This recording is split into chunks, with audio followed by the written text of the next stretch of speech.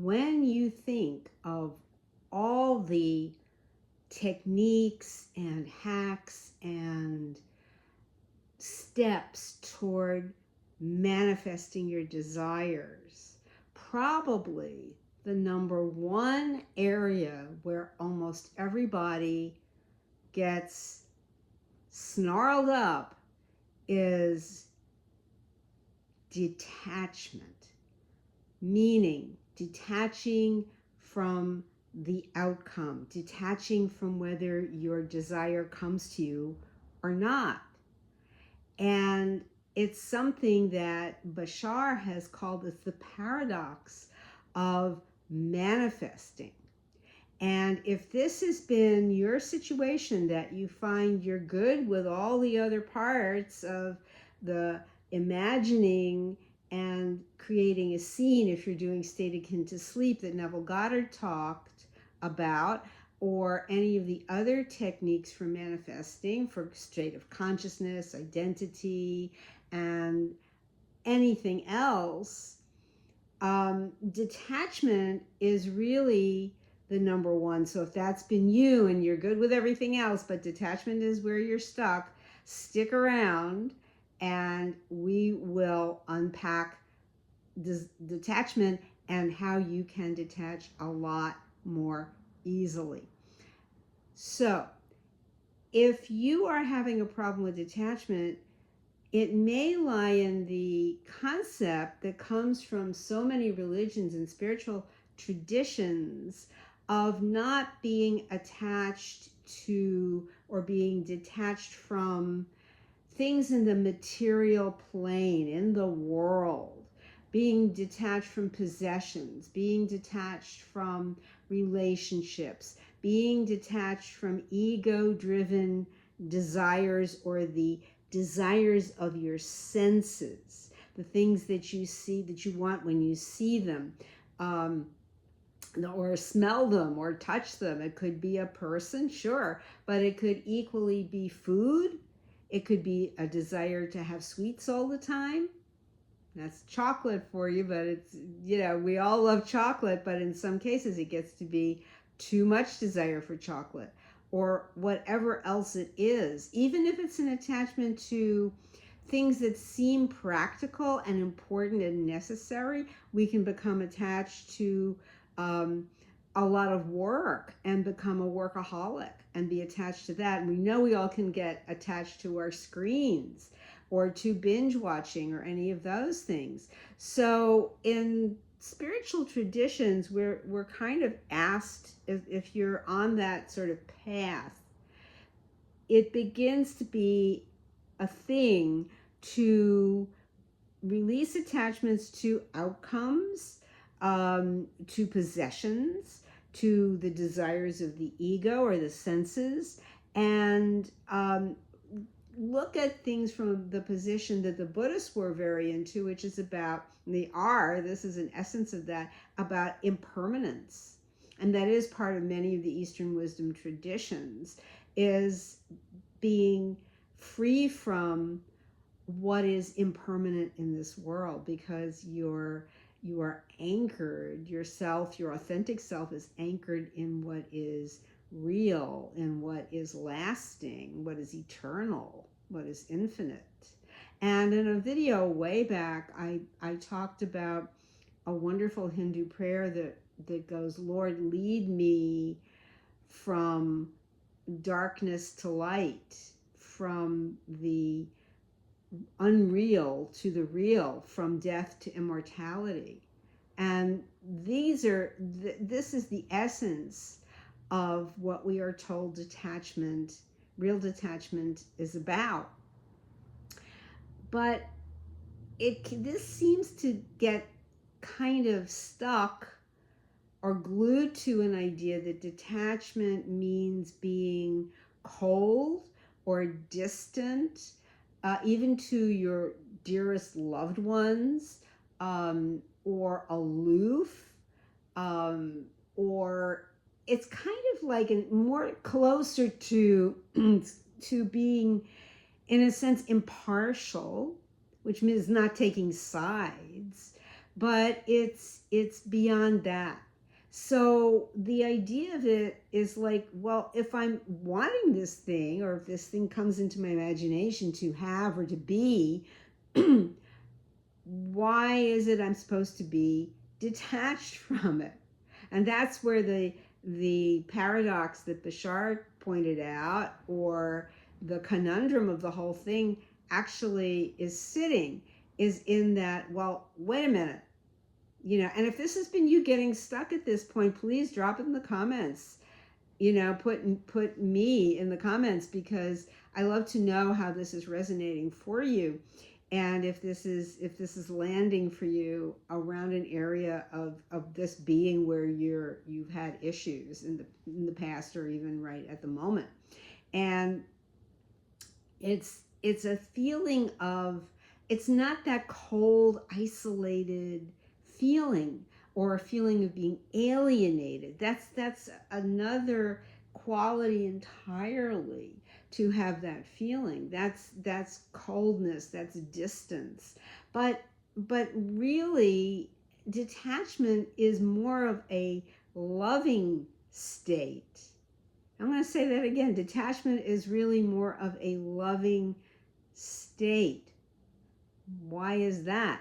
Because if you are detached, you are feeling love within yourself, a divine love, or a connection to being loved by God, the higher self, consciousness, universe. Because if you were attached to the outcome, you're investing, your ego is trying to invest in it, to a kind of desperation around it, maybe, to I gotta have this. But that in itself is different from simply knowing you have it.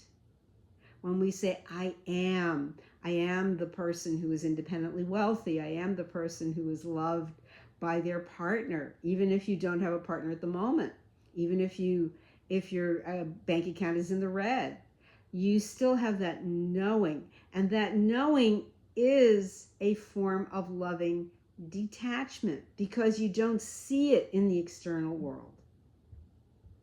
You don't have it in the external world. That's in the illusion. So if you're finding it difficult to use the term or explore the term in your manifesting, to use the term detachment, then you can use a word that's more common in Eastern wisdom, which is non-attachment.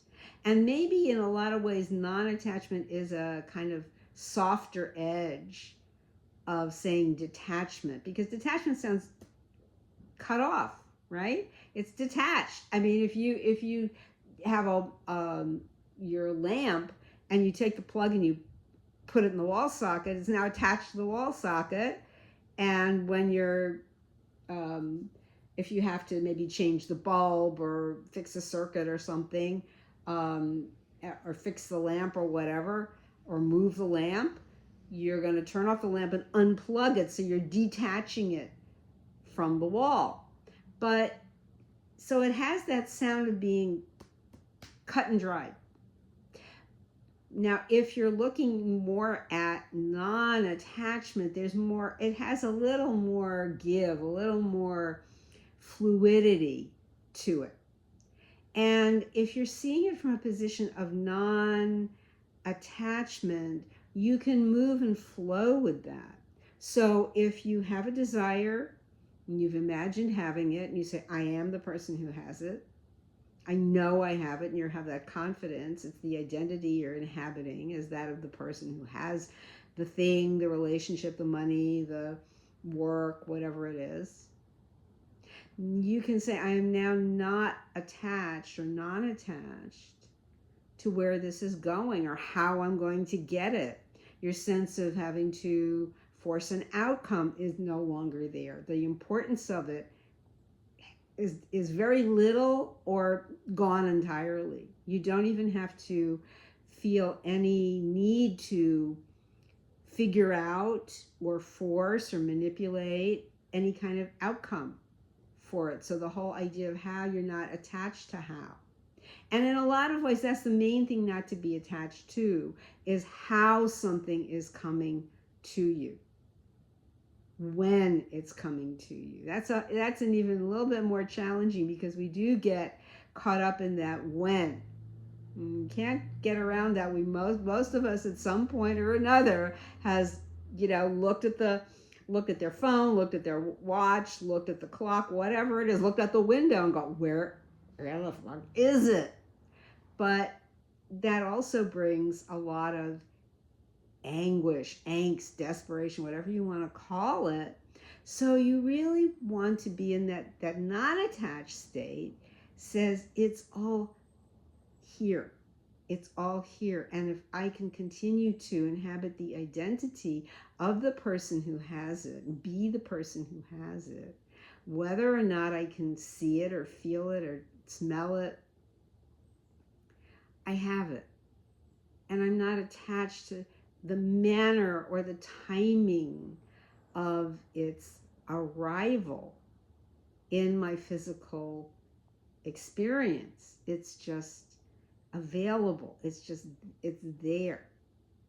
And just to know that it's there. And that is the non-attachment. That's where we get the saying, a watched pot never boils. It's just, that is attachment. If you stood over, if you've probably noticed this when you're making you want to boil water for your coffee, or you want to boil water, you're making a big pot of stew or soup or something wonderful, but you've got the flame is on this kind of lower, the flame or the heat on your stove is on a lower setting, and it's kind of taking you, oh my God, will I ever get this? I'm dying of starvation already. I can smell it and it's wonderful, but oh my God, it's just not coming to a boil. And then you say, well, leave it. It's going to boil when it boils. And you walk away and you get absorbed in, in cleaning or reading a book, or, taking your dog or fur baby out for a walk. And you had the thing on a timer. You weren't walking away and letting it burn, but you come back, the timer goes off, and you come back and it's like, oh man, this smells amazing, right? I mean, if you had a slow cooker and you were trying to watch that slow cooker, that's hours, you wouldn't want to be watching a slow cooker. So that's what this is about. It's having that feeling that it's okay. In a sense, you're saying, even though I have this wonderful, grand desire to be more and have more, and all the wonderful things that I want to do with this wonderful desire, it will come exactly at the right time for me to have it. So I can let go of any need of assurance. I'm going to get it. I don't need an external validation for it. I don't need a permission slip for it. It's already coming into my experience. And that's enough.